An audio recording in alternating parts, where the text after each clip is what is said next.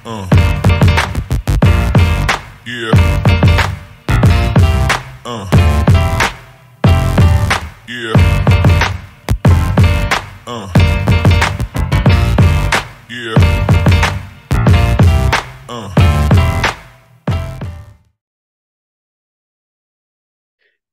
Ya. Jadi kita bakal melanjutkan materi yang sebelumnya. Materi yang sebelumnya itu kita sampai ke vektor, gitu. Jadi, dan yang waktu itu sudah sampai ke bagian representasi vektor. Sekarang kita lanjut ke bagian ketiganya, yaitu tentang vektor satuan. Pernah dengar vektor satuan? Eh, kurang ya, belum pernah. Nah, oke, vektor satuan. Dia itu sebenarnya adalah vektor yang panjangnya satu satuan. Jadi kalau satuannya meter ya panjangnya 1 meter kayak gitu. Kalau satuannya senti ya 1 senti. Intinya satu satuan panjangnya. Kemudian ini tuh adalah vektor yang menunjukkan arah. Jadi arah itu bakal ditunjukkan oleh vektor satuan. Notasinya itu pakai topi. Jadi misalkan vektor satuan A atau pi. Dia itu adalah vektor A dibagi panjang dari vektor A. Oleh sebab itu, kalau kita mau tahu vektor A ini, vektor A itu sebenarnya adalah perkalian antara panjang vektor A dengan si vektor satuannya. Jadi yang ini menunjukkan panjang vektor, kemudian atopi menunjukkan arah vektornya. Ya, dan ini lengkap jadinya komponennya. Vektor itu terdiri dari panjang dan arah. Kita buat pemisalan. Misal, ada vektor R, dia itu komponennya 1,1. Ya, jadi komponen arah X-nya 1, komponen arah Y-nya 1. Atau kalau misalkan di sekolah ditulisnya I topi ditambah J topi. Panjang vektornya berapa? Panjang vektor ini.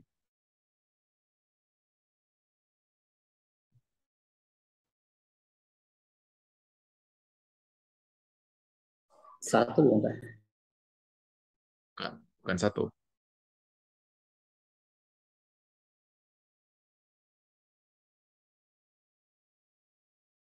Satu di arah X, satu di arah Y.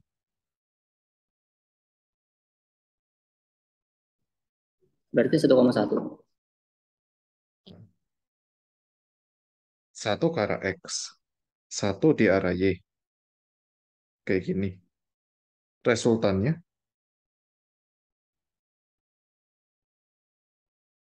nanti bakal yang ini kan.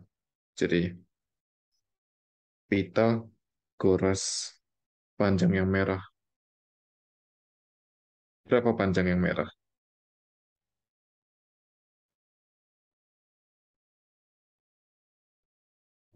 Kalau itu 1 sama 1.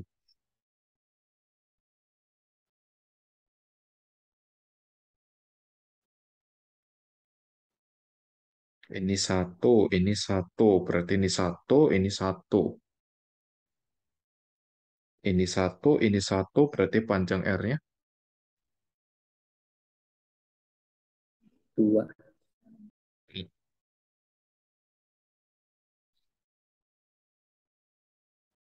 Kayak apa panjangnya? 2 bukan? Sorry, suaranya putus. Jadi agak kurang jelas barusan. 2. Ya, pakai berapa besarnya?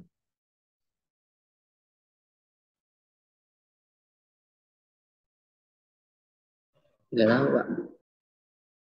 Wah, suaranya agak noise, kayak kabur gitu suaranya. agak kabur-kabur, nggak jelas. Mungkin bisa lewat chat.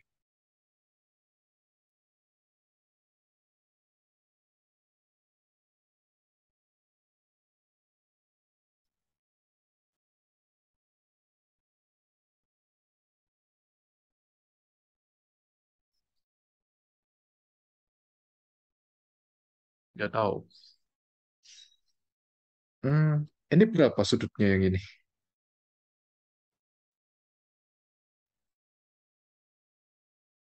Yang ini, sudut yang ini.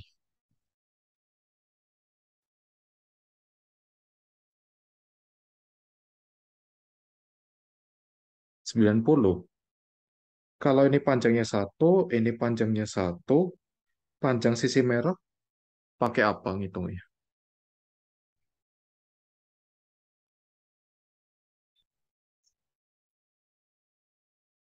Oke.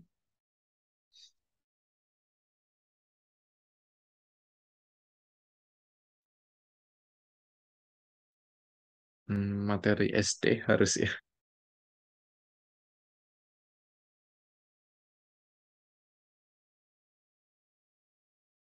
Pitagoras. Kan itu lurus. A kuadrat ditambah B kuadrat sama dengan C kuadrat. Tahu kan Pitagoras? Kalau Pitagoras,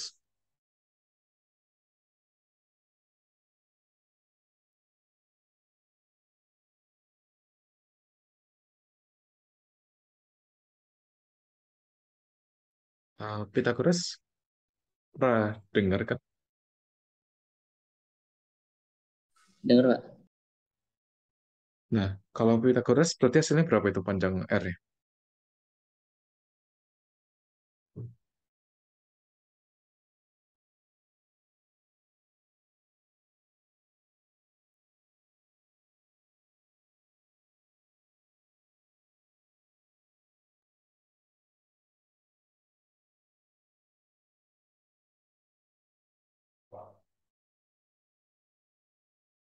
Akar satu kuadrat ditambah satu kuadrat. Hasilnya akar 2.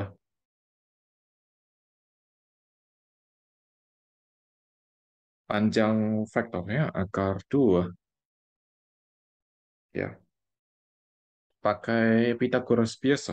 Itu. Ya, kamu kayaknya masih agak kurang konsep, konsep matematika dasarnya.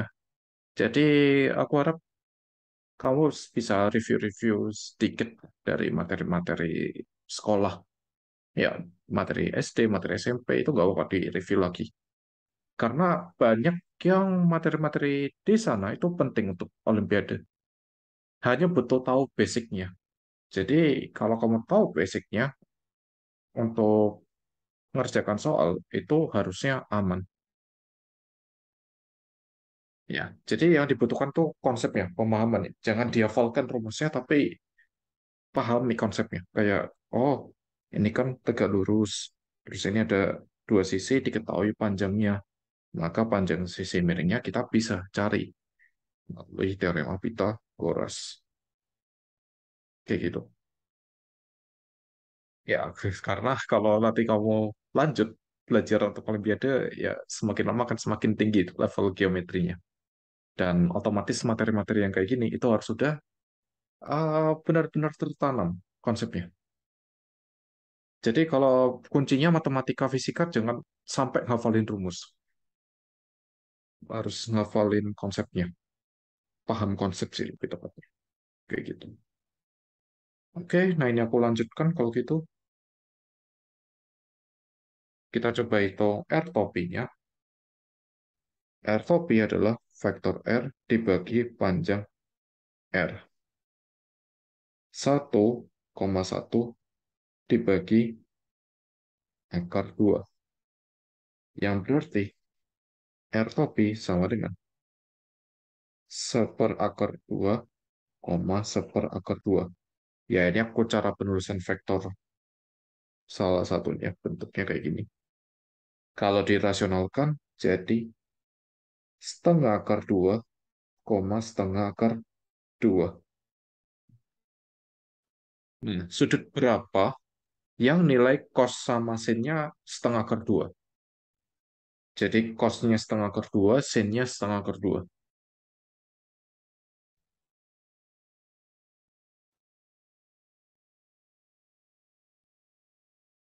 Tahu sudut berapa?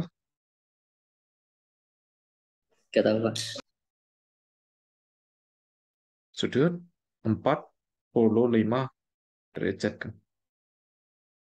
Belum hafalan ini, nilai cos sama sin di sekolah. Belum Pak. Lah, kalau gitu di sekolah belajarnya apa? Materi fisikanya. Saya tuh di sekolah baru belajar Gamma. baru besaran doang. Besaran. Iya. Oh, selama satu semester. Eh, iya sih sebenarnya. Wow, itu agak parah sebenarnya. Ya, gini, kalau misalkan kamu memang pengen ikut Olimpiade atau pengen benar-benar belajar Olimpiade, kamu harus belajar yang agak lebih cepat daripada teman-temanmu. Memang materinya materi SMA, tapi level soalnya itu bisa di atas level kuliah gitu. Walaupun materinya materi SMA. Jadi butuh kreativitas, butuh ide, butuh teknik-teknik yang banyak. Dan itu nggak akan bisa dicapai kalau misalkan materi SMA-nya aja masih belum dapat. Kalau belum dapat pun, itu sebenarnya nggak masalah, asal kamu paham konsep-konsep dasarnya. Nah, gimana caranya? Ya, kamu harus mau nggak mau ya belajar buku SMA yang kelas 10, 11. Kelas 12 harusnya nggak butuh materinya. Jadi hanya materi kelas 10 sama kelas 11 yang berhubungan mekanika. Harus dikerjakan semua soalnya? Enggak, gitu. Atau paling enggak kalau kamu ngikutin step yang belajar yang aku kasih, harusnya itu udah cukup. Kamu lihat kan filenya. Lihat Pak.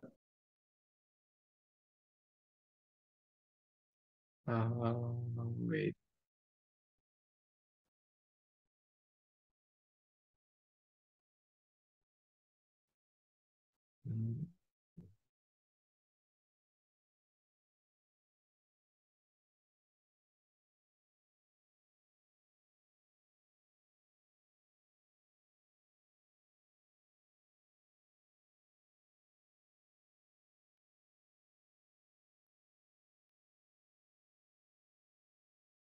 Nah, kalau kamu lihat yang ini, eh, bisa dipelajari dulu.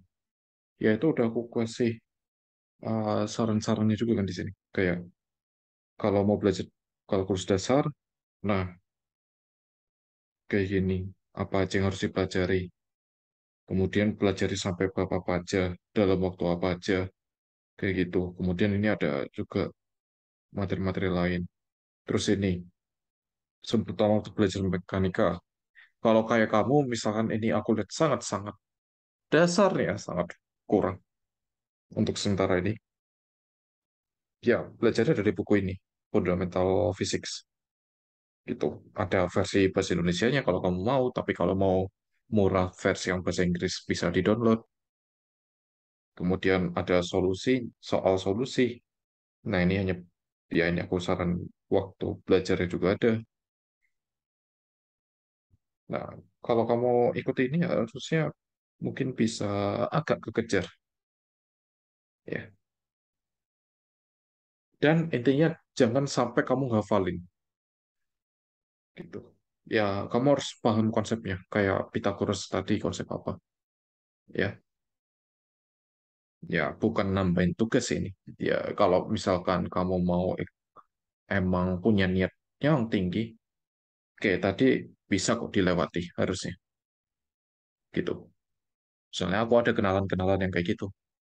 Yang dulunya SMP-nya agak kacau, terus benar-benar belajar, niat, ngabisin banyak buku, bisa dapat medali emas. Kayak gitu. Jadi ya tergantung ke kamu lagi nanti keputusan akhirnya. Oke ya.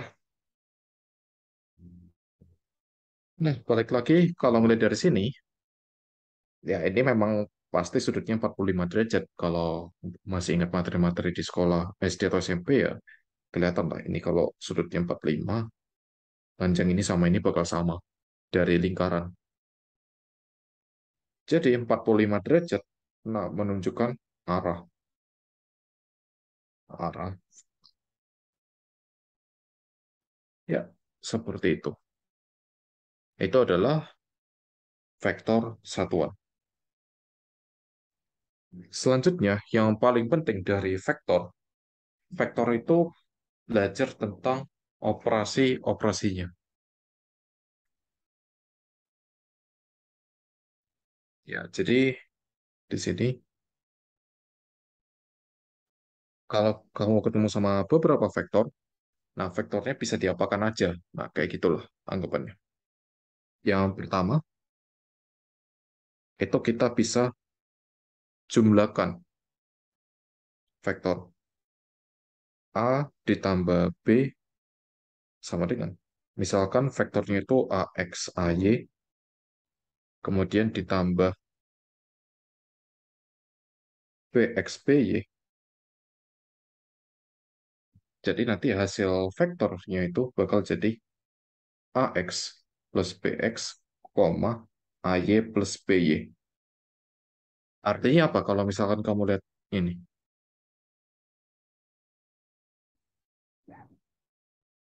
konsepnya? Yang arah X hanya dijumlah dengan yang Iya, arah X juga kan? X iya. sama X, Y sama Y. Nah, kayak gitu. Itu sih konsepnya. Jadi X sama X, Y sama Y, Z sama Z kalau ada. Kalau kamu mau lihat yang lebih beranimasi, kamu bisa cari di YouTube, harusnya ada. Kalau di sekolah kamu internet bisa makainya dengan bebas, Bisa kok kadang-kadang. bisa ya. Nah, kalau misalkan bisa, kamu banyak-banyak nonton YouTube. Di YouTube itu banyak banget sih sebenarnya. Resource-resource resource yang kayak tentang bus, vektor, bahas tentang trigonometri, kalkulus, apapun itu, dengan banyak animasi, dengan video yang menarik. Nah, itu kamu cari-cari aja. Ya, itu bisa membantu kalau misalkan materinya masih kurang. Oke. Nah, kemudian sekarang bagaimana gambarnya?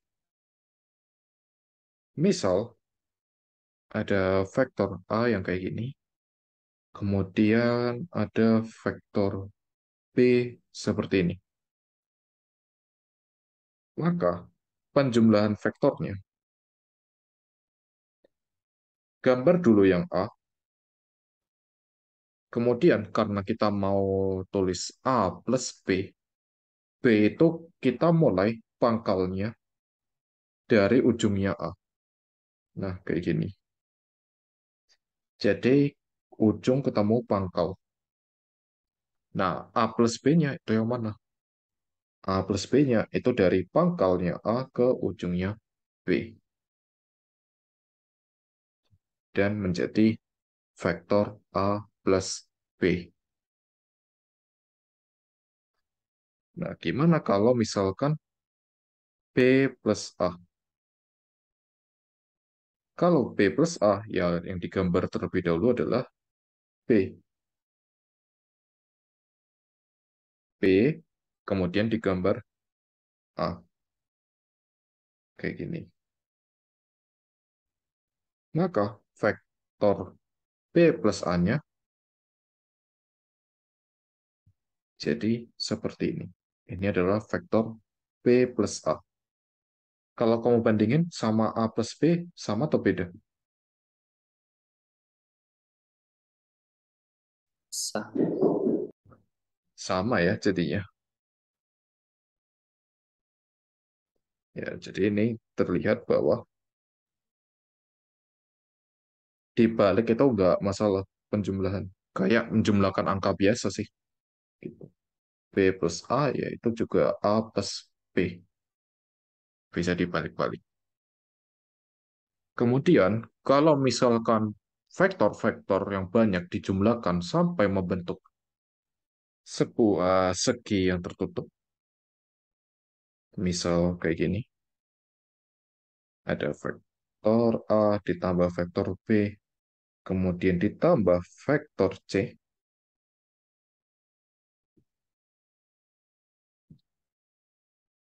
A, B, C.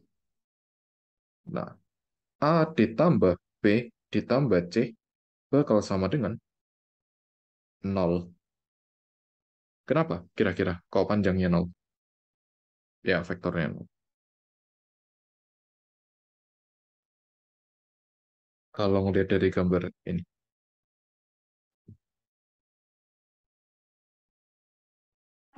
Nggak ada yang kosong.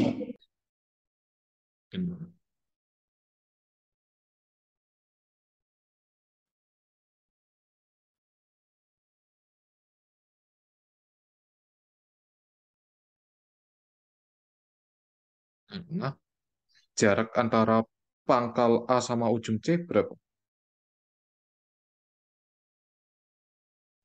Nol. Jaraknya adalah nol ya. Nggak ada jaraknya itu.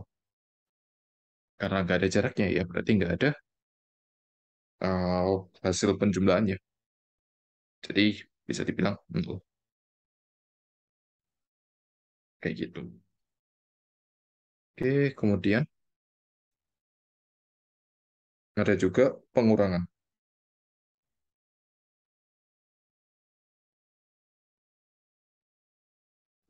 Pengurangan itu prinsipnya sama aja dengan penjumlahan. Hanya bedanya dikurangi. Jadi A min B itu kalau misalkan AX AY dikurangi BX BY, hasilnya adalah AX min BX, kemudian AY min BY. Terus kalau dari gambar, misalkan ini vektor A, vektor B sama kayak yang tadi, untuk mendapatkan vektor A min B, kita pakai prinsip penjumlahan, tapi kita balik. Jadi kita gambar dulu misalkan, nah ini vektor A. Kemudian vektor B-nya diapakan? Kita balik. Nah, kayak gini. Jadi, kita bakal punya vektor min B. Sehingga vektor hasilnya itu kayak gini bentuknya. A ditambah min B. Atau bisa kita tulis A min B. Jadi pengurangan vektor itu sebenarnya adalah penjumlahan vektor, tapi yang dijumlahkan itu kita balik vektornya, jadi minusnya. Oke, itu tentang pengurangan vektor.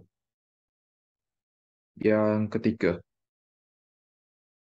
perkalian dengan skalar.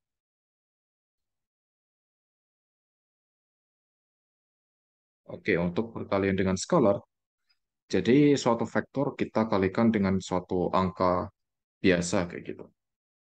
Jadi di sini C, AX, AY, maka hasilnya adalah ya jadinya C, AX, C, AY. Atau ya panjangnya jadinya berubah aja gitu. Jadi ini sifat perkalian skalar itu nggak akan mengubah sejajarnya garis gitu, arah garis. Misalkan kamu punya vektor A kayak gini. Kalau misalkan dikalikan dengan konstanta C skalar, Dia itu bisa semakin panjang, bisa semakin kecil, atau dia bisa berbalik arah, tergantung besar C-nya.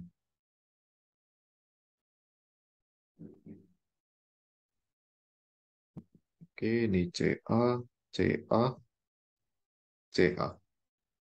Kalau misalkan dia biar bisa semakin panjang, C-nya harus berapa? Di atas berapa?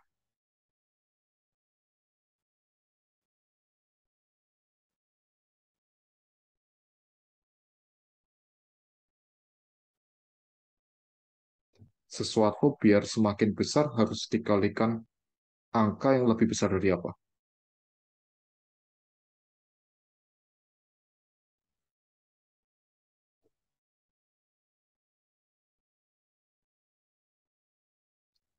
Tahu.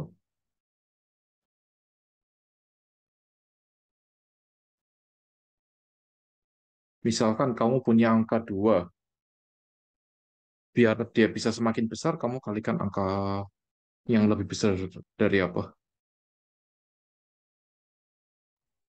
Dari satu. Harus lebih besar dari 1. 1,25, 1, berapa, 2, atau ya di atas 1, pokoknya pasti dia bakal diperpanjang semakin besar.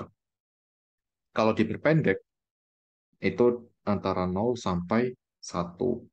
Kalau kurang dari 0, dia akan berlawanan arah karena negatif.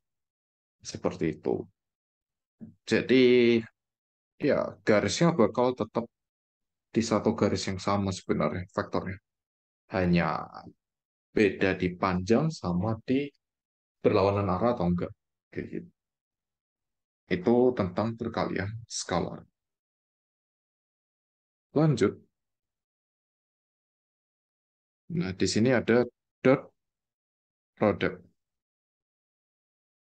Dot product itu sering disebut sebagai, ya kalau bahasa Indonesianya, perkalian titik. Jadi produk itu perkalian, kemudian dot itu adalah titik. Makanya disebut perkalian titik. Makanya kan kalau misalkan kita buat notasi kali, kadang-kadang kalau males pakai yang kayak gini silang, kita pakai yang bentuk titik. Dan ya ada. Tapi kalau di vektor, dia punya makna yang lain nantinya. Dan dia biasanya aku sering sebut sebagai perkalian sejajar. Karena dia punya sifat sesuatu tentang sejajar. Oke, jadi misalkan kamu punya dua vektor,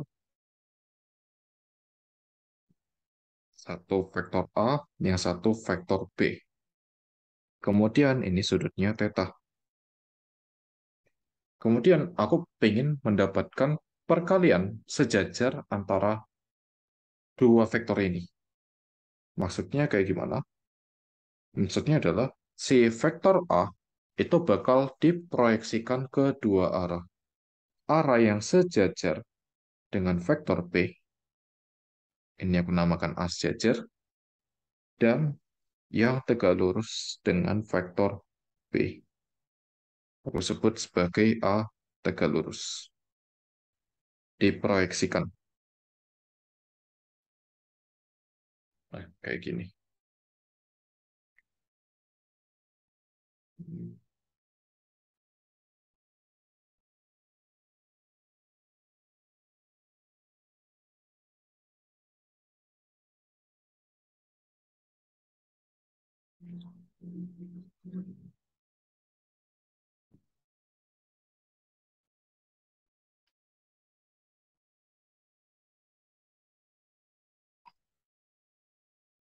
Oke. Loh, kedengaran suaranya?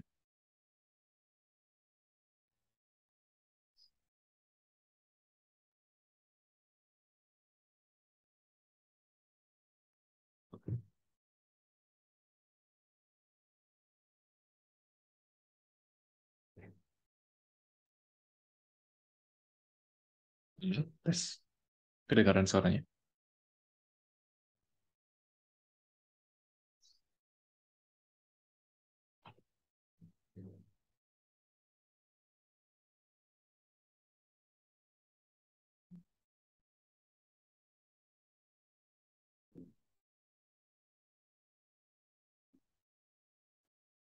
Halo, tes, tes.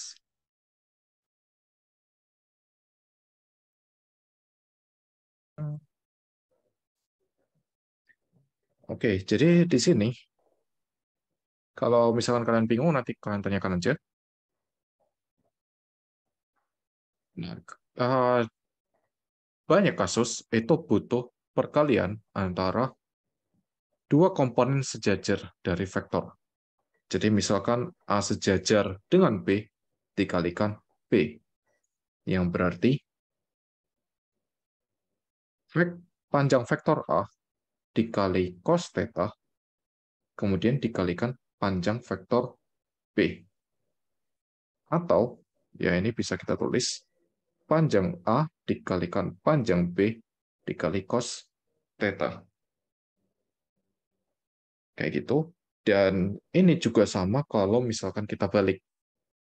A dikalikan B sejajar. Itu panjang vektor A dikali panjang vektor B dikali cos theta. Jadi ini semua sama gitu. Ya. Dan ini bakal kita namakan dengan perkalian dot atau perkalian titik. A dot B perkalian antara komponen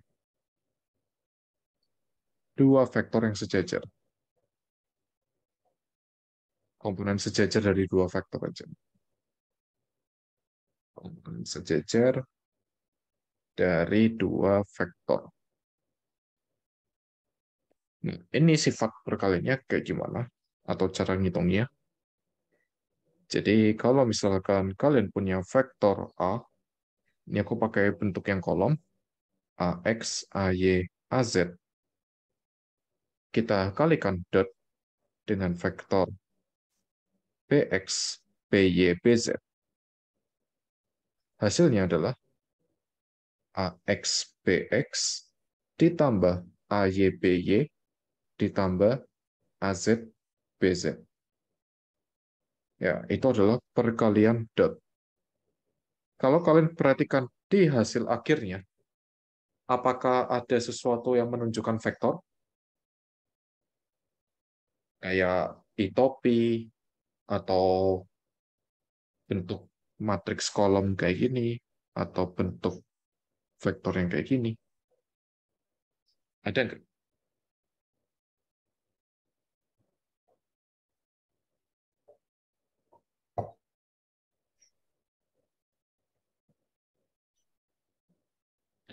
Ada yang menunjukkan sesuatu vektor di sini, di hasilnya? Enggak, iya benar. Jadi hasilnya itu, hasil perkalian ini bukan vektor. Atau bisa dibilang hasilnya adalah skalar. Hasilnya skalar. Ya.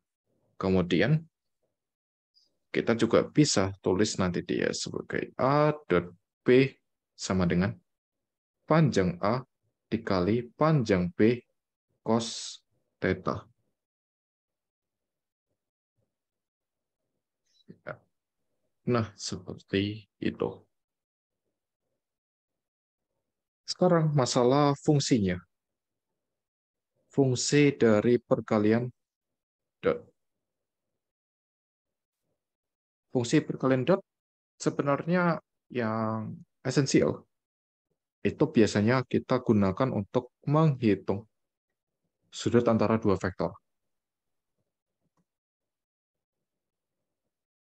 Jadi kalau misalkan kalian punya dua vektor, terus ingin hitung berapa sudut di antara dua vektor tersebut, oh, wait, kenapa skalar?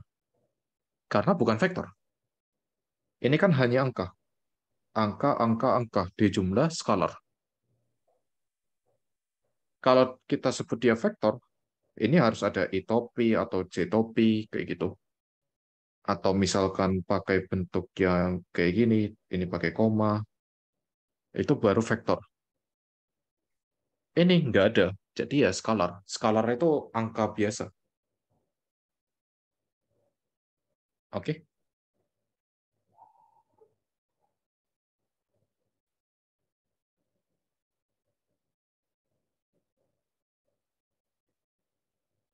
ini kan soalnya isinya angka-angka semua. Jadi kalau misalkan dikali terus nggak ada topi-topinya, yaitu adalah skalar. Oke, ya lanjut. Nah, sekarang kenapa ini bisa digunakan untuk menghitung sudut antara dua vektor?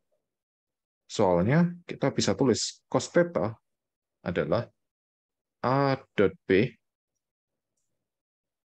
dibagi panjang A dikalikan panjang B. Nah, seperti itu. Ya, itu adalah cos theta. Jadi dapat sudutnya. Dan A dot B-nya ya tinggal hitung pakai cara yang di sini.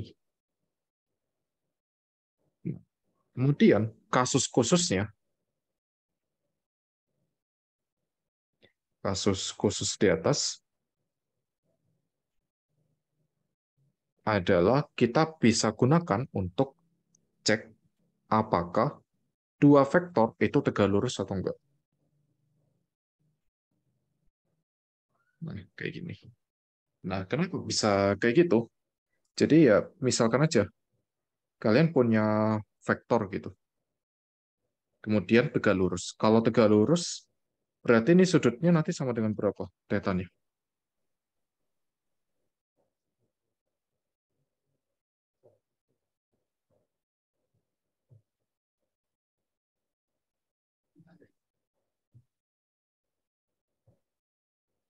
Sudutnya 90 derajat.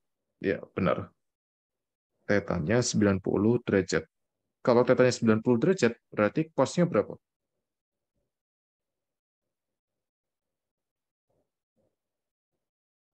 Cos 90.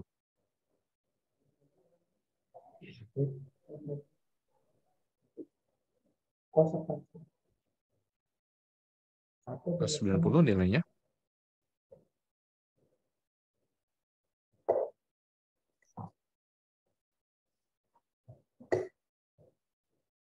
bukan satu. Kalau satu itu sin 90. Sin 90 itu satu.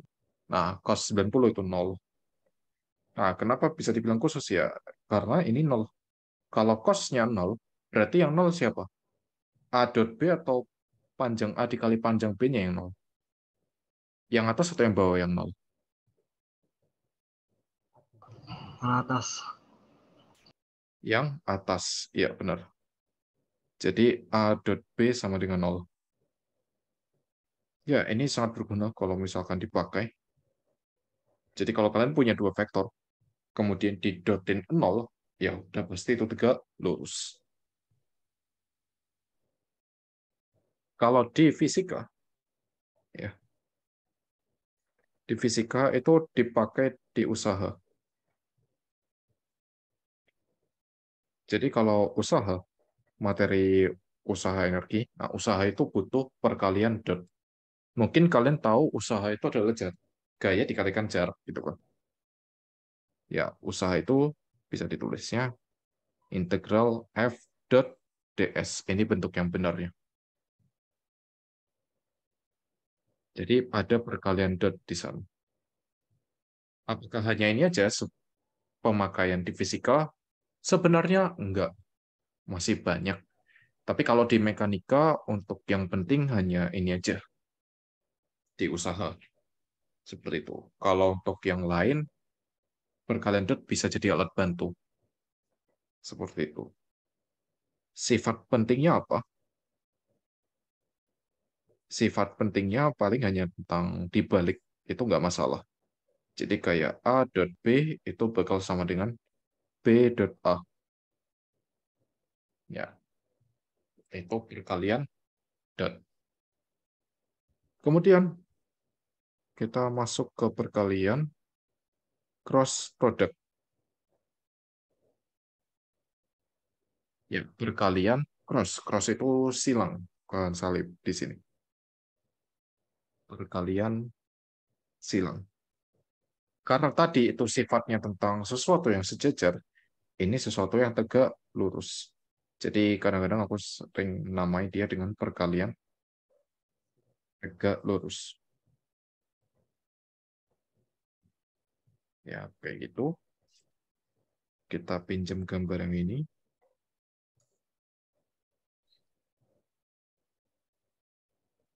Apa bedanya dengan yang sebelumnya?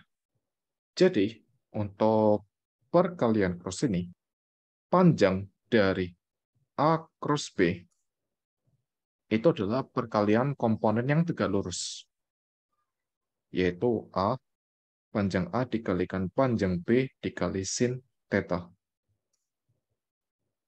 Nah, kayak gini. Sifat pentingnya itu adalah tentang A cross B adalah vektor, bukan skalar. Jadi kalau perkalian dot menghasilkan skalar, A cross B itu akan menghasilkan vektor. Nah, itu yang bakal agak berbeda. Nah, cara ngitungnya, kenapa bisa jadi vektor? A cross B itu, ya karena kita kerjanya banyak di 3 dimensi, 2 dimensi pun itu sebenarnya 3 dimensi. Jadi pakainya kayak gini caranya. Determinan dari matriks X topi, Y topi, Z topi, atau IJK, AX, AY, AZ, terus BX, BY, BZ. Yang atas itu kita sebut sebagai basis vektor. Yang tengah itu kita sebut sebagai komponen vektor A. Dan yang paling bawah itu kita sebut sebagai ya komponen vektor B. Jadi ya basis itu ya arah sebenarnya IJK atau XYZ. Kemudian vektor A komponennya ya AX, AY, AZ. Komponen vektor B, BX, BY, BZ. Untuk menghitungnya sendiri, determinan, kalau misalkan kalian belum belajar matriks, ada caranya untuk menghitung determinan. Matriks 3x3, yaitu 2 kolom pertama itu di copy. Kita pindahkan ke kanan. Ya, jadi ini kolom, ini baris ya. Mirip Excel. X, Y, Z. Nah, ini X, Y. AX, AY, AZ. AX, AY. Kemudian BX, BY, BZ. Ini BX, BY. Terus hitungnya dengan cara dikali menyilang. Ya, diagonal. Mulai dari sini. Itu dikalikan semua. X topi, AY, BZ. Depannya kasih plus. Lanjut 3 kali. Nah, ini semua plus. Bukan nilainya diplusin, tapi plus dari hasil perkalian ini. Jadi kalau hasil perkaliannya negatif, ya plus kali negatif, ya jadi min nanti akhirnya. Kayak gitu. Plus, plus, plus. Kemudian yang ini berkalian untuk yang minnya. Jadi min, min, min. Kalau hasil perkalian yang negatif, ya min ketemu min jadi positif. Kayak gitu. Oke, saatnya kita jabarkan. A cross B sama dengan. Kita mulai dari sini. AY BZ X topi ditambah AZ BX Y topi ditambah AX BY Z topi. Kemudian dikurangi yang ini AY BX Z topi dikurangi AZ BY X topi dikurangi AX BZ Y topi. Kumpulkan yang arahnya sama. Jadi A cross B adalah AYBZ min AZBY X topi ditambah AZBX min AXBZ Y topi ditambah AXBY min AYBX Z topi. Kayak gitu. Nah, ini adalah hasil dari perkalian cross. Bentuknya panjang, tapi nggak butuh dihafalkan. Kalau kalian bisa melakukan perkalian ini, harusnya nggak perlu dihafal. Tinggal disesuaikan aja, dihitung manual. Itu lebih cepat daripada ngafalin. Kayak gitu. Nah, tegak lurusnya sekarang dari mana gitu ya? Kita perhatikan dari sini. Misalkan yang di sini itu kan arah X. Ini tuh arah X vektornya, tapi komponennya apakah ada komponen arah X? Nggak ada kan? Hanya Y sama Z. Y, Z, Z, Y gitu. Nggak ada komponen arah X-nya. Jadi bisa kita bilang bahwa ya ini tegak lurus. Gitu. Jadi kita kalikan komponen yang Y sama Z di arah X, di mana itu dua-duanya tegak lurus terhadap X. Sama untuk yang selanjutnya. Y tegak lurus dengan X dan Z. Z tegak lurus dengan X dan Y. Ya, seperti itu. Kemudian, tentang sifatnya. Sifatnya ada beberapa. Pertama, yang penting, A cross B itu pasti tegak lurus terhadap A dan B. Itu udah pasti. Jadi, A dot A cross B itu bakal besarnya 0.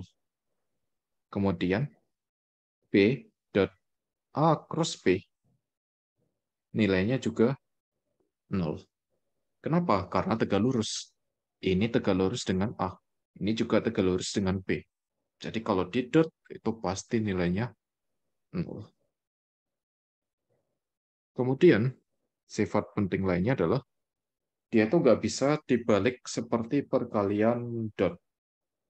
Oke, beda. Jadi A cross B itu nanti sama dengan min B cross A. Bukan B cross A aja. Ya, itu mungkin dua sifat penting. Kalau sifat yang lain sebenarnya ya ada. Gitu. Oke, lanjut.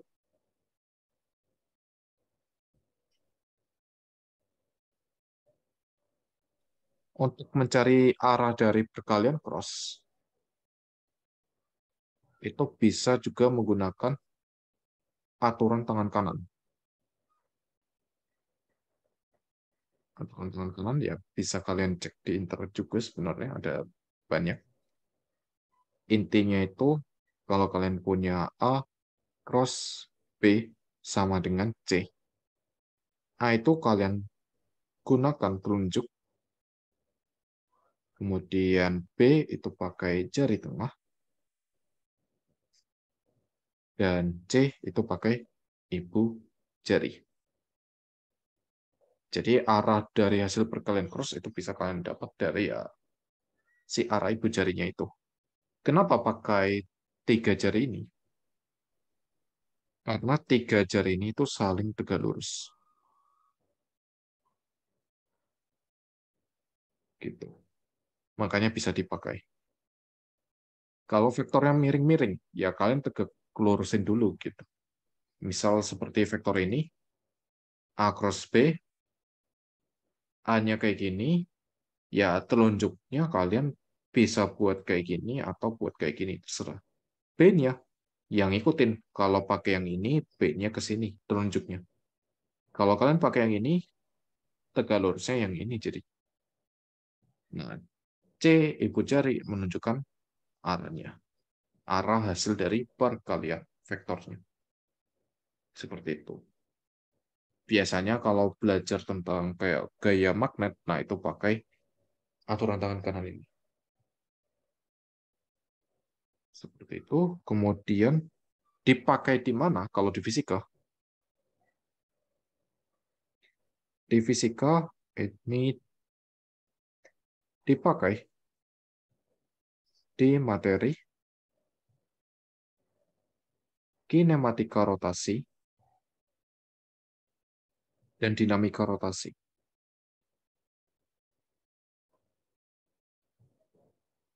Jadi segala sesuatu yang berhubungan dengan rotasi itu butuh perkalian cross.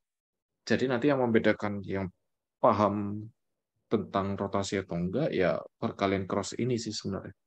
Kalau misalkan paham perkalian cross, harusnya bakal jadi lebih gampang memahami tentang materi rotasi. Soalnya materi rotasi itu benar-benar banyak berhubungan dengan perkalian cross. Dan perkalian cross itu kadang bisa mempermudah perhitungan dibandingkan yang tanpa menggunakan perkalian cross. Ya, seperti itu. Jadi materi vektor udah selesai. Ada yang mau ditanyakan?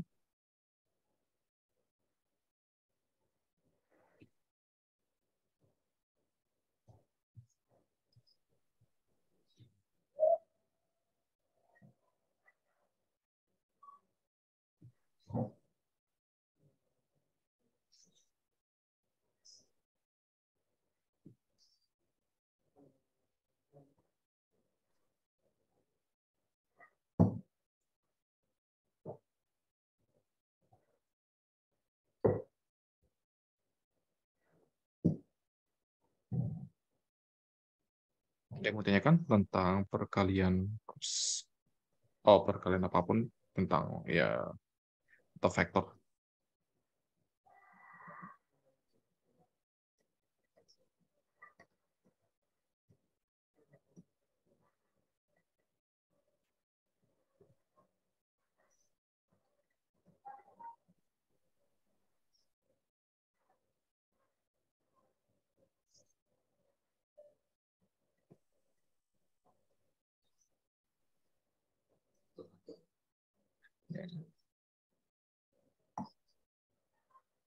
Buat kinematika sama dinamika aja. Ya, itu materi rotasi keseluruhan sebenarnya.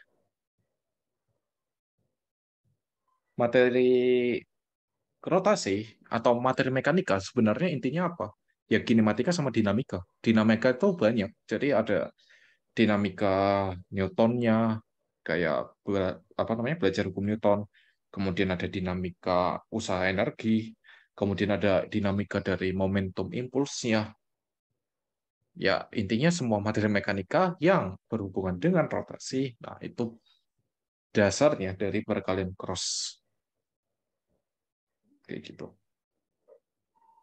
Makanya bisa dibilang materi yang paling susah rotasi. Tapi kalau udah paham, harusnya materinya udah selesai. Gitu.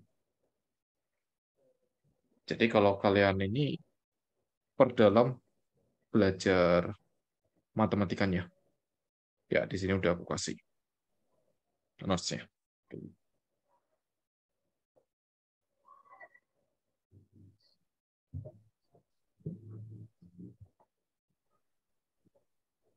Oke, kita lanjut ke materi terakhir untuk matematika tentang sistem persamaan linear. Di mana materi ini sebenarnya udah pernah dipelajari di SMP.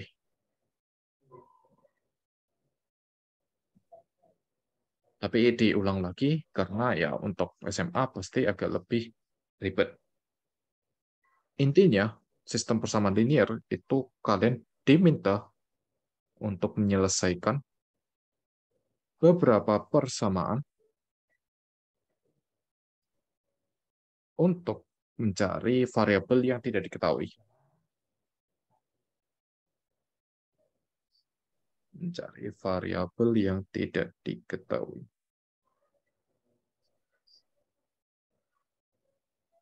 Oke, nah contohnya itu ada misalkan soal kayak gini, 4x plus 2y sama dengan 0. Atau kemudian ada x plus y sama dengan 1.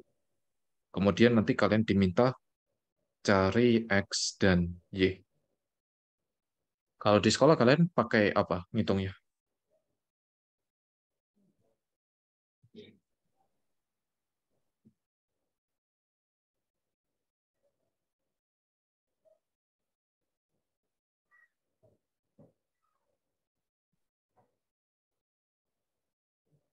Oh,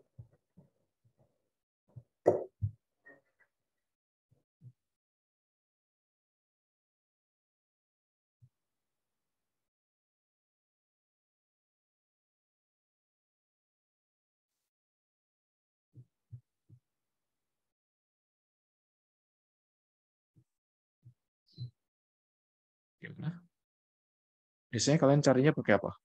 Kalau misalkan dapat soal difaktorin, nggak bisa kalau difaktorin ini.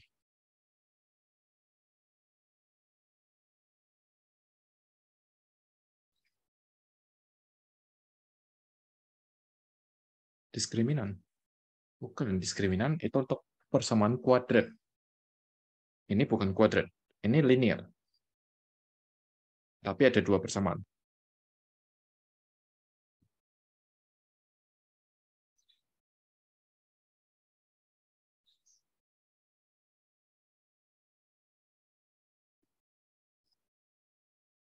Garis.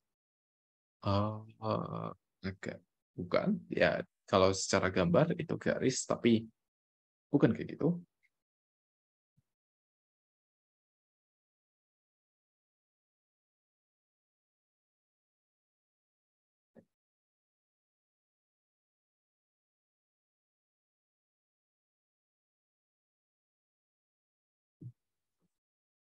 Biasanya itu yang dipakai adalah pakai substitusi, eliminasi. Pernah dengar kan? Substitusi, eliminasi.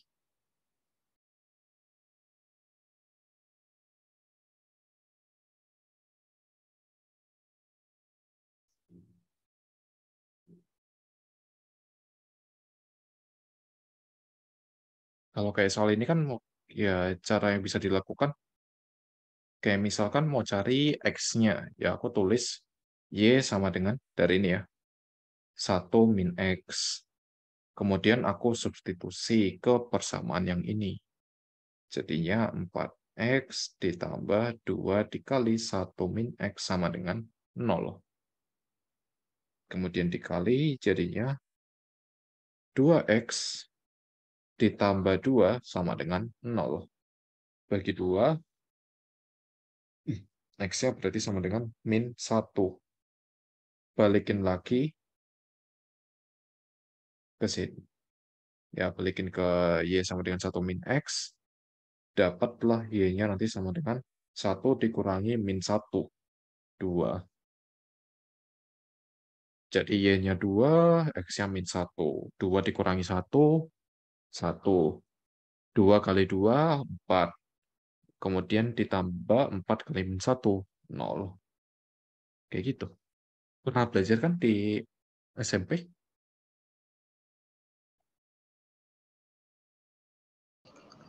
Pernah. Pernah. Ya, harusnya pernah. Nah, itu penting di fisika. Atau secara umum sebenarnya ya harus paham untuk banyak hal penyelesaian sistem persamaan linear. Nah, prinsipnya apa agar kalian bisa menyelesaikan ini?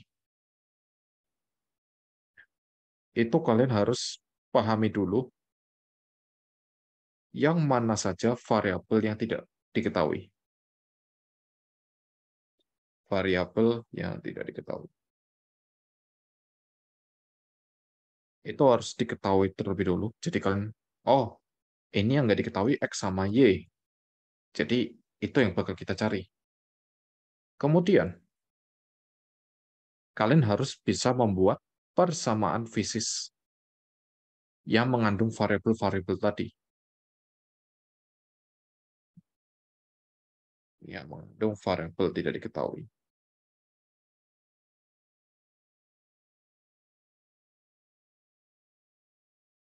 Kemudian, nah sekarang ini salah satu yang paling penting. Untuk n variabel yang tidak diketahui, itu dibutuhkan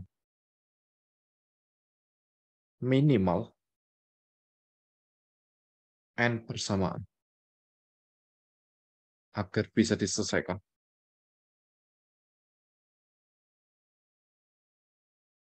Nah, ini dia.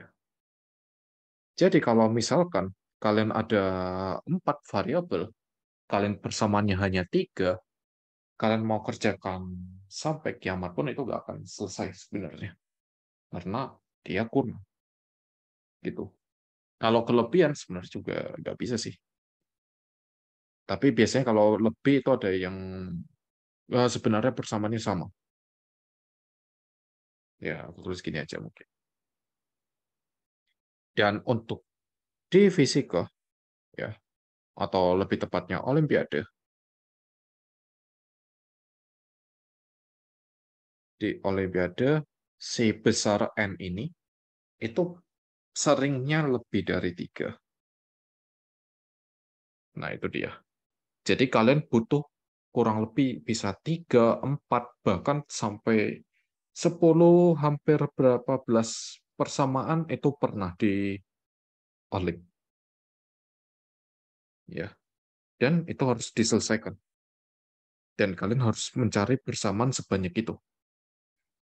Jadi nggak akan ada rumusnya. Kalian yang harus membuat rumusnya.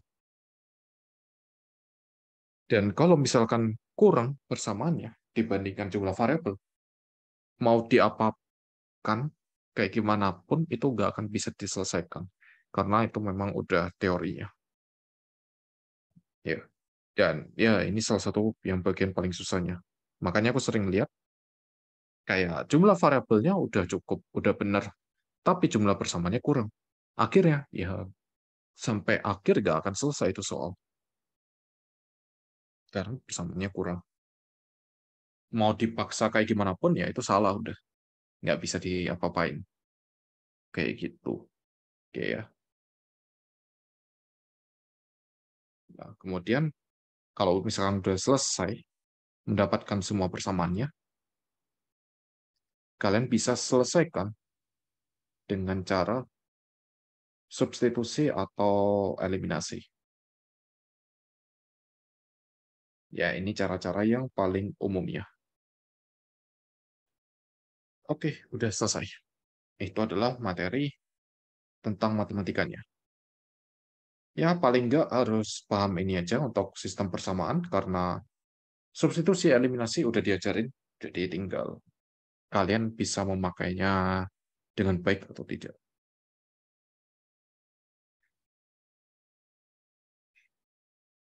Ada yang mau ditanyakan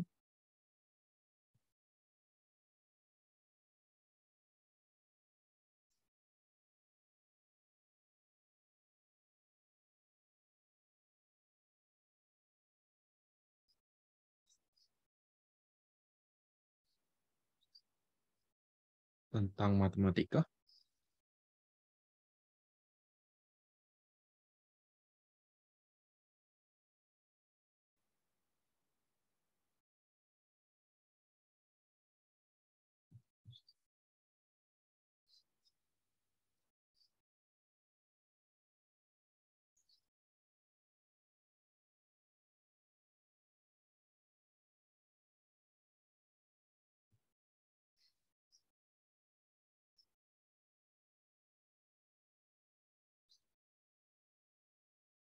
Ya,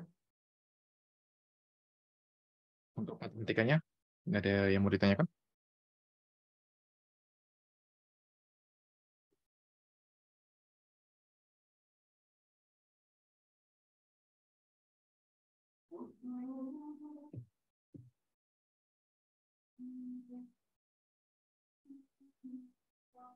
Oke, nggak ada. Ya, nanti kalian bisa pelajari lagi, kerjakan soal-soalnya. Kalau misalkan bingung, kalian tanyakan aja. Kalau misalkan kalian sudah waktu, kalian bisa tanya lewat WA atau lewat email, terserah. Kalau misalkan kalian punya nomor WA aku, ya udah aku kasih. Bisa lewat situ. Kalau nggak bisa buka WA, kalian bisa lewat email. Kalau kalian nggak tahu emailku, kalian bisa tanyakan aja. Ya. Jadi kalau emang beneran niat untuk belajar Olim, silakan tanya-tanya aja. Gitu. Soalnya kalau nunggu per minggu, siapa tahu kelamaan buat kalian. Oke? Nah, sekarang kita lanjut ke materi kedua, kinematika. Ya, kinematika. Kinematika, kita akan belajar ini di awal sebagai materi pertama fisika. Kalau yang tadi kan masih matematika, konsep-konsep yang ya alat yang dibutuhkan nantinya. Kalau kinematika, dia ini nanti kita akan membahas inti dari mekanika sebenarnya. Inti dari mekanika, yaitu gerakan. Jadi, mekanika atau sesuatu yang berhubungan dengan mekanik itu tentang gerakan. Jadi, ya kata kuncinya tentang gerakannya seperti apa. Kalau misalkan kalian nggak tahu gerakannya seperti apa, ya mekanikanya nggak jelas di situ. Apa yang kalian pelajari? Ya, jadi gerakan itu adalah yang paling penting. Nah, gerakan ini terdiri dari apa aja? Terdiri dari posisi, kemudian kecepatan, kemudian ada percepatan, lintasannya seperti apa. Ya, lintasan itu sebenarnya berhubungan sama posisi sih. Posisi ini bisa ke lintasannya juga. Kemudian tentang hubungan gerak, kalau misalkan ada dua benda dihubungkan dengan tali, misalkan satu benda ditarik, benda yang lain gerakannya kayak gimana. Nah, itu hubungan gerak. Kemudian gerak relatif. Kalau ada satu benda bergerak, nah benda yang lain bergerak terhadap benda yang lainnya itu kayak gimana. Itu juga penting biasanya. Ya, jadi kayak gini-gini itu tentang gerakan sebenarnya. Dan itu adalah inti dari materi kinematika. Jadi bisa dibilang ya kinematika adalah step awal dari semua soal mekanika. Step awal dari semua soal mekanika. Kalau kalian paham dia bakal geraknya seperti apa, atau kalian bisa buat asumsi gerakannya seperti apa dulu, itu harusnya bakal aman nantinya. Ya. Dan kebanyakan orang yang aku ajar biasanya lupanya di bagian kinematika. Jadi udah bisa ngerjakan bikin persamaan hukum Newton, bisa bikin persamaan usaha energi, bisa bikin persamaan momentum, tapi persamaan kinematikanya lupa. Satu persamaan kurang. Kalau ngelihat dari materi sistem persamaan linear, artinya yang nggak bisa dikerjakan. Gitu, sama aja. Soalnya nggak memperhatikan kinematika, nggak memperhatikan gerakannya seperti apa kayak gitu. Itu sih salah satu hal pentingnya. Kemudian, kinematika itu dibandingkan dengan step-step yang lain kayak hukum Newton atau yang lain, dia itu lebih butuh ide dan kreativitas, terutama di geometri.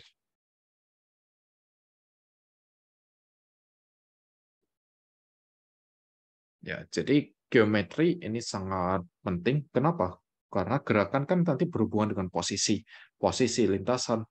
Jadinya mau nggak mau bakal ketemu banyak geometri, banyak bentuk-bentuk. Dan itu ya kalau kalian nggak ketemu idenya, bakal susah untuk buat persamaan-persamaan yang dibutuhkan. Terus apakah ada rumus cepatnya? Sayangnya ya nggak ada. Mau nggak mau, kalian harus banyak ngerjakan soal sampai kalian kebayang, oh ini nanti kita bisa loh pakai ide seperti ini, ide seperti itu. Ya. Kemudian kita bakal mulai dari gerakan satu dimensi. Gerak satu dimensi, ya basicnya sebenarnya hanya di kecepatan dan percepatan. Misal kayak V. V itu adalah turunan dari posisi. Jadi dx, dt. Percepatan itu adalah turunan dari kecepatan atau turunan kedua dari posisi. Jadi ini nanti punya hubungan x, v, a. Kalau ke bawah dari x ke v atau v ke a atau x ke a itu pakai turunan. Kalau misalkan ke atas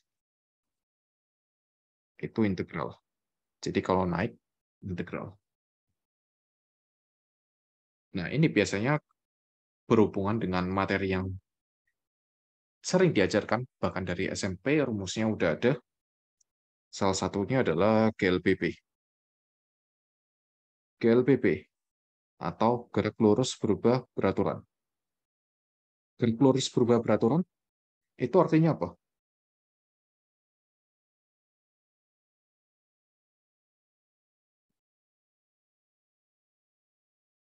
Ada yang ingat konsepnya kayak gimana?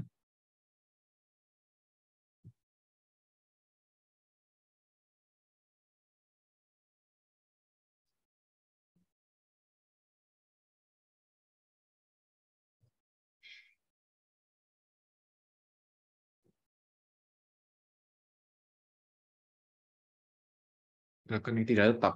Apanya yang tidak tetap?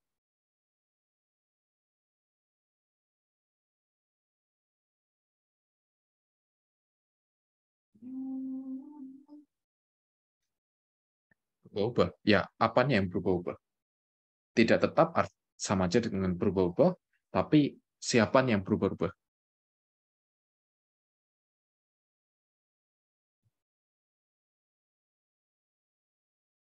Kecepatannya. Oke. Nah, tapi ada kata-kata beraturan. Berarti gimana?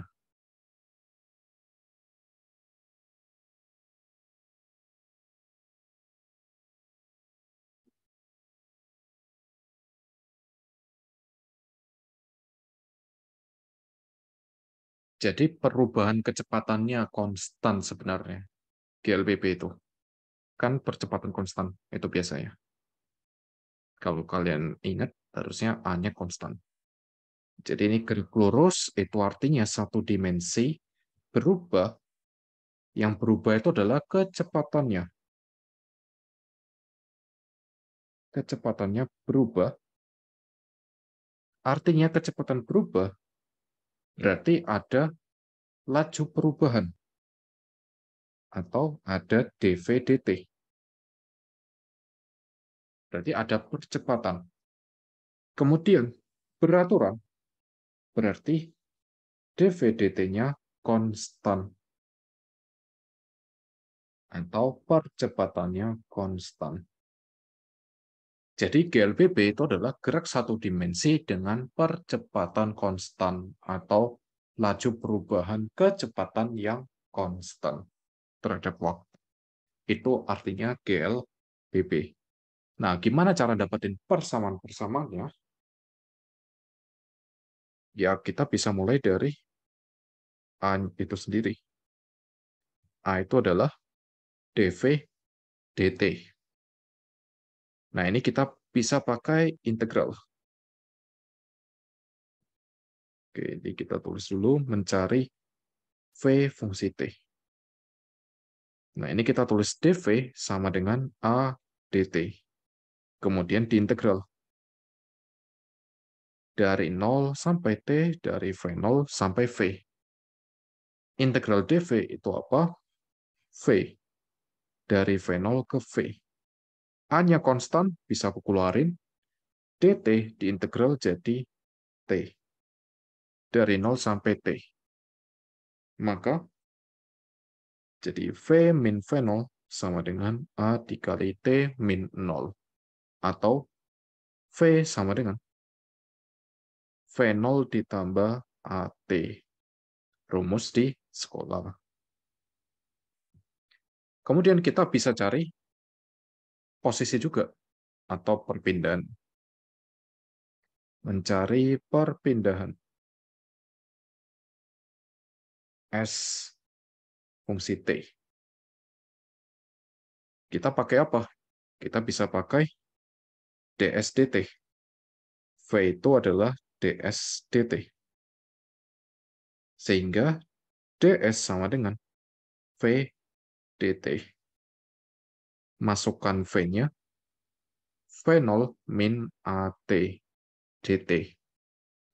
Integral dari 0 sampai T, S-nya perpindahan, berarti mula-mula 0, nggak ada perpindahan, dan sampai S.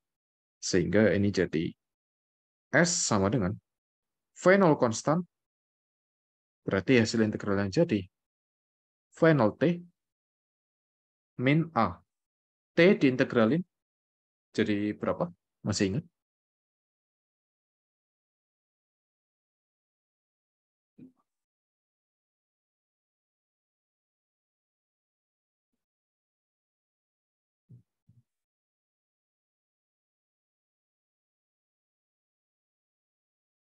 Ya, T itu kalau diintegral bakal jadi setengah T kuadrat. Kenapa? Karena ini T-nya pangkat 1. Pangkat 1 naik jadi pangkat 2. Pangkat 2 ini dibagi 2. Jadi setengah T kuadrat. Kemudian dari 0 sampai T. Dimasukkan, jadilah rumus V0T min setengah AT kuadrat. Lagi-lagi persamaan yang ada di sekolah. Kemudian GLBB itu kita bisa juga dapetin V fungsi S. Mencari V fungsi S. Itu kayak gimana? Kita bisa dari percepatan, itu adalah dv dt. Kemudian kita pakai aturan rantai. dv ds dikali ds dt. Nah, ds dt sendiri itu adalah V. Ini tuh V. Jadi A sama dengan V dv ds. Atau bisa kita tulis V dv sama dengan A ds. Integralin lagi. Dari V0 ke V. Dari 0 ke S. V dv, jadi naik pangkatnya jadi 2, dibagi 2. Setengah V kuadrat dari V0 ke V sama dengan A S. Dari 0 sampai S. Ya, tinggal masukkan setengah V kuadrat min V0 kuadrat sama dengan AS. Duanya dipindah, dapatlah V kuadrat sama dengan V0 kuadrat plus 2 AS. Lagi-lagi dapat persamaan yang ada di sekolah. Jadi, apakah persamaan-persamaan ini butuh dihafalkan? Sebenarnya enggak. Selama kalian tahu fungsi percepatannya kayak gimana, tahu fungsi kecepatannya seperti apa, kalian paham konsep integral, konsep turunan, bisa dicari semua fungsinya. Dan ya, kadang di soal itu A bisa aja tidak konstan. Kalau percepatannya tidak konstan, ya kalian harus turunkan sendiri. V dan S atau X harus diintegral sendiri. Nggak bisa kalian pakai rumus yang hafalan dari sekolah kayak gitu. Ya. Jadi Mana yang lebih penting, hafalin ini atau memahami integral? Ya, lebih penting menghafalkan atau memahami konsep integralnya. Kayak gitu. Konsep dasarnya seperti apa. Makanya lebih disarankan kalian bisa menurunkan rumus-rumus yang ada di buku, kalian turunkan sendiri kayak gitu. Artinya apa? Artinya kalian benar-benar paham gitu konsepnya.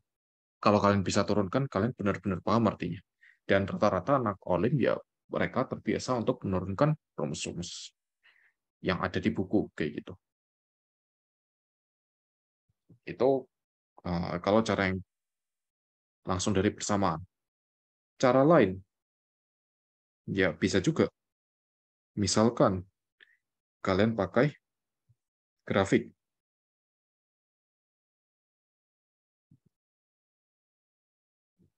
Ini V, ini T.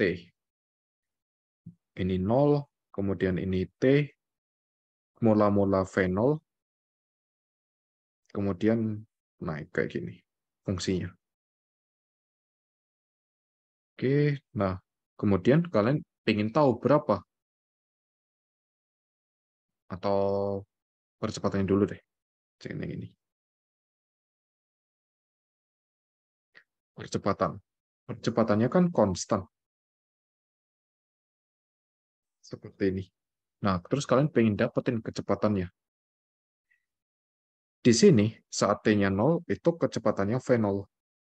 Di sini kecepatannya V.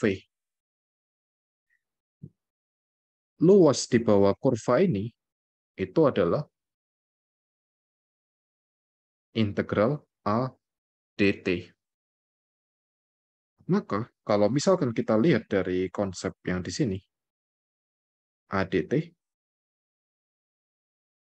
V itu sama dengan V0 ditambah luas. Nah, luasnya apa? A kalikan T. Soalnya ya ini panjangnya A, kemudian ini T. Jadinya A kalikan T. Dapatlah V0 plus AT. Kemudian kalau misalkan dari kecepatan,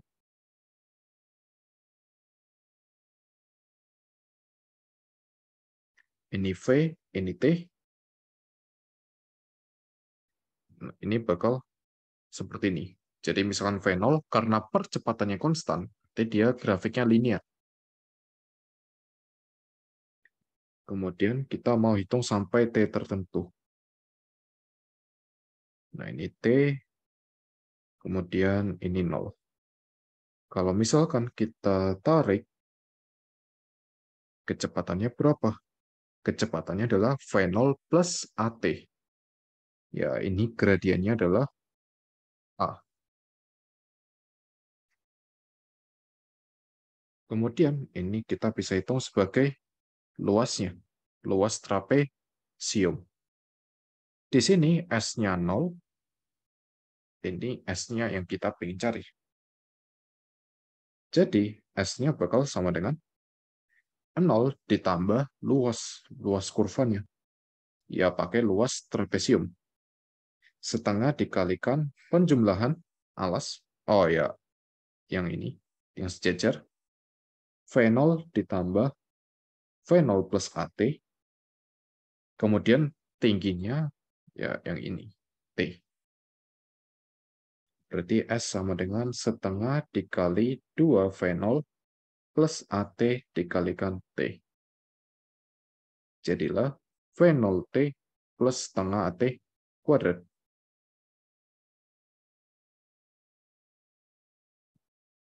Kayak gitu. Ya, jadi banyak yang bisa dieksplor dari satu kondisi aja, yaitu percepatan konstan. Itu bisa kita lihat banyak hal dalam menurunkannya. Bisa langsung pakai persamaan kayak gini, bisa pakai grafik, tergantung dari sudut pandang kalian. Tapi konsepnya sama. Konsepnya sama-sama integral, yaitu luas di sini. Luas itu integral. Kayak gitu, integral VDT. Ya, Seperti itu. Ada yang mau ditanyakan?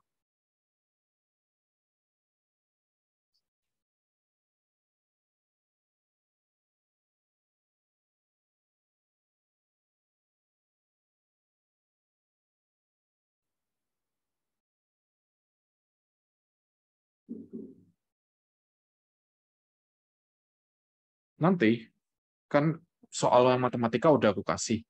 Sisa soal kinematika. Ya, jadi nanti kalian bisa coba-coba ngerjakan soal yang di sini. Gitu. Ya. Soal-soal ini, itu sebenarnya semua dari buku. Gitu. Soalnya matematika juga dari buku. Nah, kalau kalian pengen langsung paham lewat solusi, misalkan pengen cari kunci jawabannya, ya silakan. Tinggal lihat referensi buku buku di sini, terus kalian cari-cari, misalkan ada soal yang sama atau mirip, ya kalian tinggal ikuti aja. Nggak masalah, itu proses belajar juga soalnya. Nggak harus benar-benar kalian uh, ngeluarin dari pikiran kalian sendiri gitu. Ya, karena proses belajar itu juga bisa dari kalian membaca solusi, dan itu yang aku lakukan. Karena kebetulan aku dulu mau nggak mau harus belajar sendiri, jadi ya baca solusi itu penting. Ya, banyak membaca intinya. Dan ditambah perbanyak tanya juga. Jadi kalau misalkan benar-benar bingung, ya kalian tanya, jangan diem. Kalau diem nanti nggak lanjut gitu materinya. Kecuali kalian memang jago dan bisa cepat memahami materi. Soalnya pertemuannya singkat gitu. Nggak bisa semuanya dipelajari jadinya. Ya,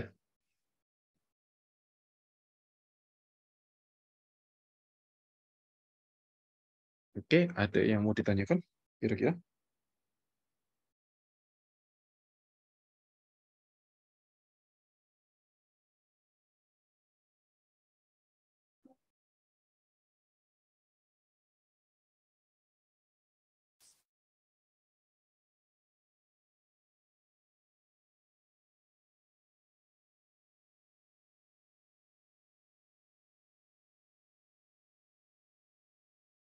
Gimana? Nggak ada?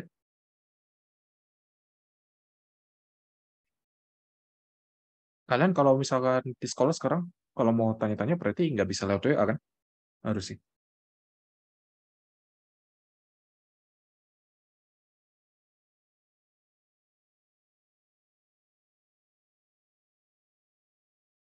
Oke. Ya, karena... Tapi kalau buka email masih bisa kan? Harus sih.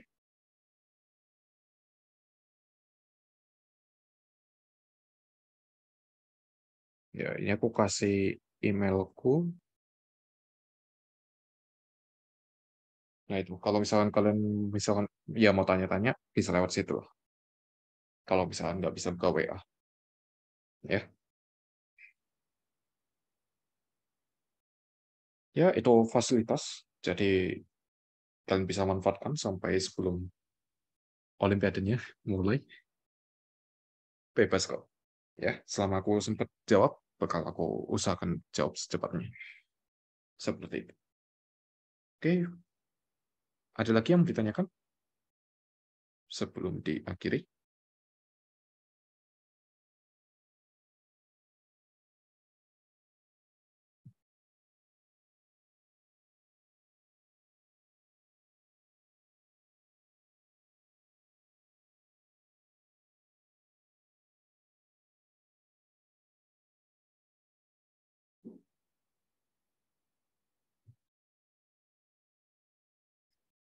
Nggak ada?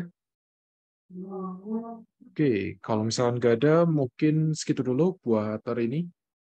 Semoga bermanfaat. Sampai ketemu minggu depan.